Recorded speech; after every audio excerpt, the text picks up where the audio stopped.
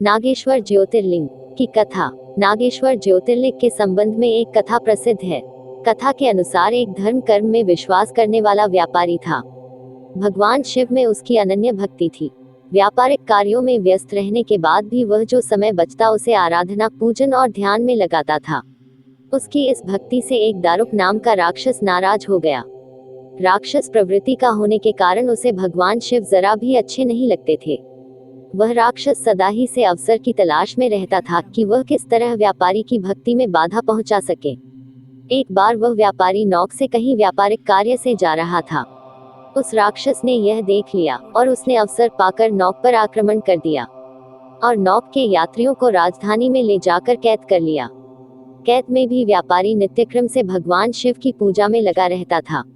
बंदी गृह में भी व्यापारी के शिव पूजन का समाचार जब उस राक्षस तक पहुंचा तो उसे बहुत बुरा लगा। वह क्रोध भाव में व्यापारी के पास कारागार में पहुंचा। व्यापारी उस समय पूजा और ध्यान में मग्न था। राक्षस ने उस पर उसी मुद्रा में क्रोध करना प्रारंभ कर दिया। राक्षस के क्रोध का कोई प्रभाव जब व्यापारी पर नहीं हुआ तो राक्षस ने अपने अनुचरों से कहा कि वे व्यापारी को मार डालें। यह आदेश भी व्यापारी को विचलित न कर सके। इस पर भी व्यापारी अपनी और अपने साथियों की मुक्ति के लिए भगवान शिव से प्रार्थना करने लगा। उसकी भक्ति से प्रसन्न होकर भगवान शिव उसी कारागार में एक ज्योतिर्लिंग रूप में प्रकट हुए और व्यापारी को पाशुपत अस्त्र स्वयं की रक्षा करने के लिए दिया।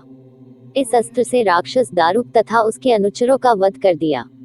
उसी समय से भगवान शिव के इस ज्योतिर्लिंग का नाम नागेश्वर के नाम से प्रसिद्ध हुआ।